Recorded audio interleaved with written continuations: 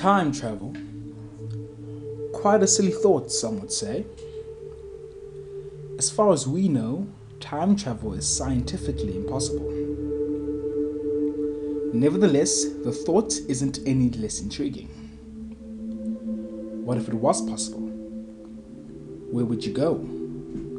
How would it look? Let's use our imaginations to explore that for a bit. If you could time travel, where would you go?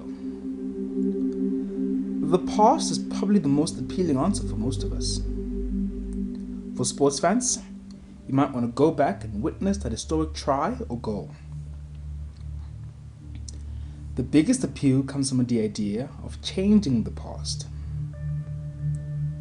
Go back and advise yourself not to make that decision or go down that path. It's a fun thing to think about. So much that Hollywood plays with these emotions with iconic time travel movies. Most notable, well, for those of us who are old enough, Back to the Future.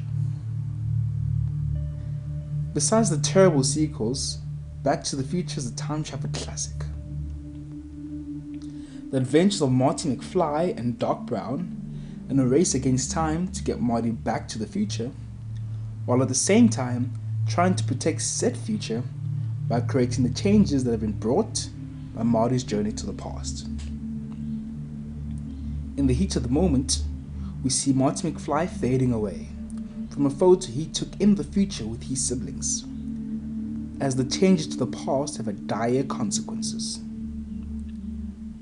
As much as this idea of change creates an amazing thrill, which Hollywood used to their advantage, it just doesn't add up. Imagine you went to the past. During your visit, you managed to stop your folks from doing the hokey pokey. As a result, you were never brought into existence. But then, how did you go to the past and stop them from procreating if you never existed in the first place? This creates what we call the time paradox. Though, who would want to do that anyway? One can say an easy fix is to just avoid those you're directly connected to, and your future should stay intact. But does it work that way? For all we know, the smallest change could have a rippling effect on things that seem very much unrelated. The most plausible conclusion is that if time travel was possible, or rather time travel to the past was possible, you wouldn't be able to interact with anyone.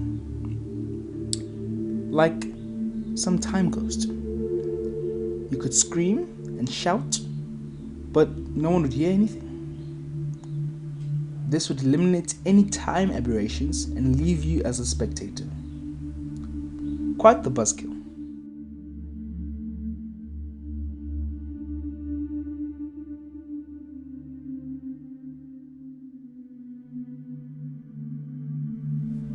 Then there is time travel to the future. Rather bittersweet, if you ask me. Going to the future and seeing how your life unfolds can be quite appealing for most of us. Although the catch to it all is when you start thinking about how that future unfolded in the first place. One of the possible answers to that is that there's no such thing as free will. And by that I mean, everything in our lives has been planned and is destined to happen. If you're like me and don't like that proposition, then maybe it's more complex than that.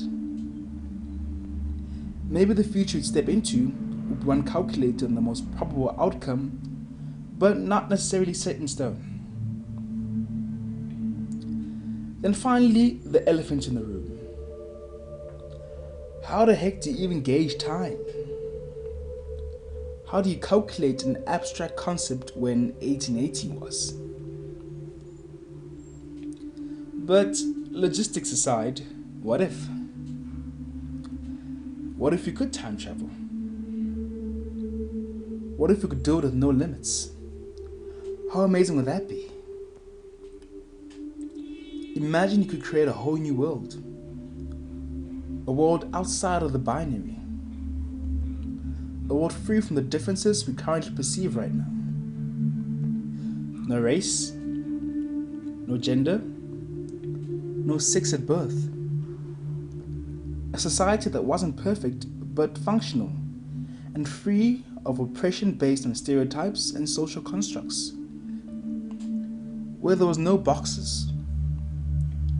To play with it even more, imagine a world where everything wasn't so straight.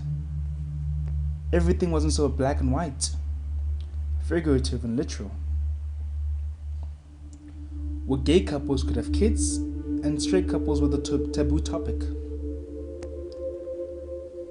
Where women married women and men married men to make more women and more men. And bisexual creatures were still seen as confused. A world where the masculine and feminine energy did not need each other at all. Well, at least according to that society. A world where being gay is the norm, and instead of homophobia, it was heterophobia. Imagine that.